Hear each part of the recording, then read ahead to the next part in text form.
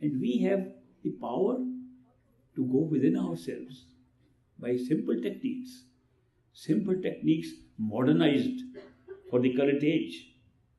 They used to be very hard techniques earlier. People had more time, there were no televisions, there were no iPhones, no distractions, and all the time they had to just eat and meditate and sleep. So now we don't have that. We have too many distractions, too many things occupying us, too much obligations we have created around ourselves. Therefore, for the modern age, this has become a little easier in a way for us to meditate than it was in the earlier days. So we should take advantage. We are born in a good age where we have some shortcuts available. They were not available earlier. Now, there are many shortcuts.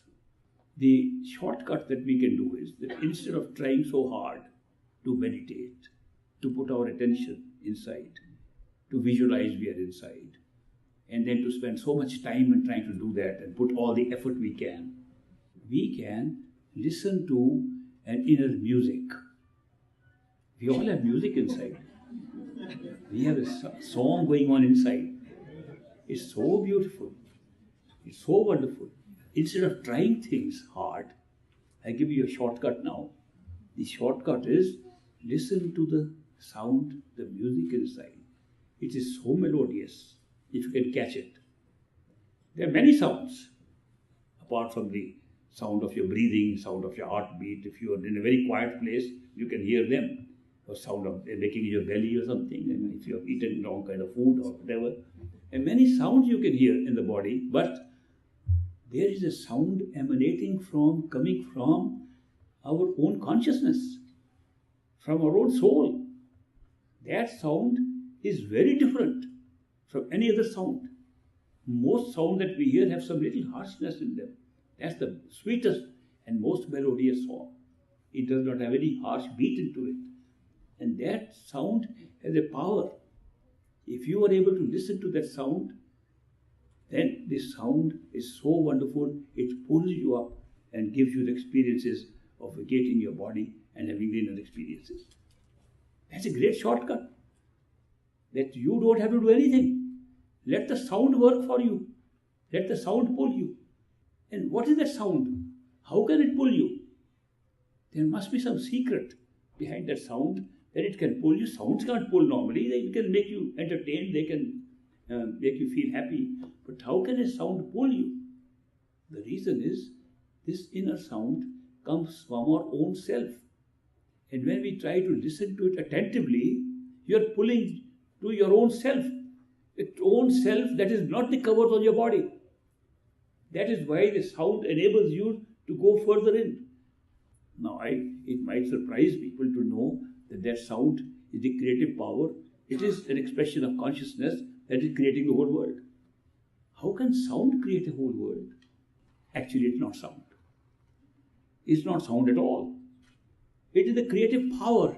It's the Godhead. It's the Word described in the Bible by John in his opening verses. In the beginning was the Word. The Word was with God, and the Word was God. We're talking of that Word. We're talking about Shabd that created everything. That Shabd created the sky, the earth, the Shabd created everything. Shabde Shabad Bhaya Prakash. Shabd created Shabd itself. We're talking of that power. And yet the word Shabd means a sound. Word means the audible thing. Why have these words been used? Why couldn't we use creative power? Why couldn't we say by any other name?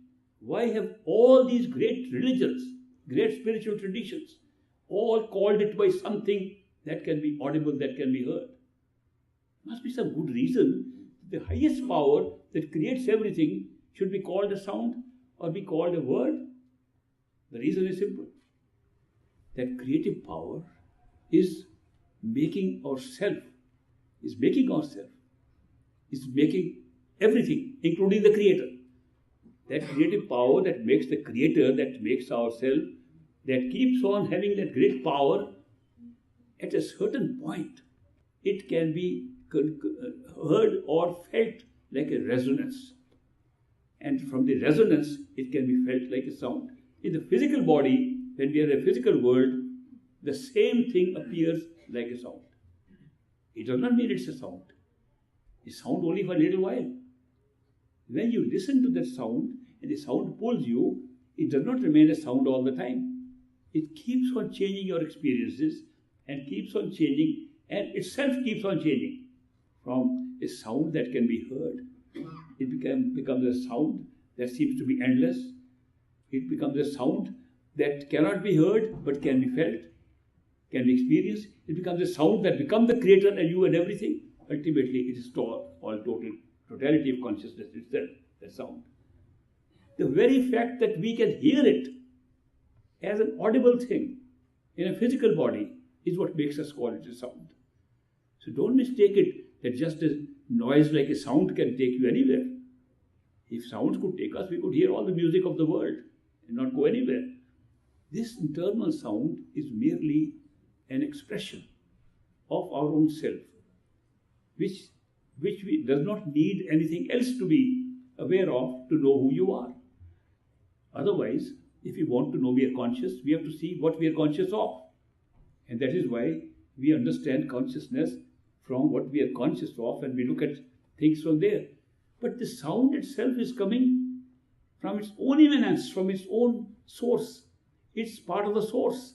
And that is why I call it a shortcut, that if you can catch the sound, therefore, according to my understanding, my practice, my following of the teachings of this great master, the secret is the sound.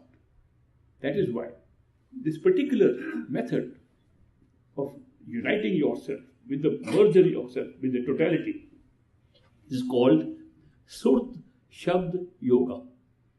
In India, we call it Surt Shabd Yoga. Surt means attention, Shabd means the sound, Yoga means union with your totality. So it's simply putting attention on the sound to get the realization.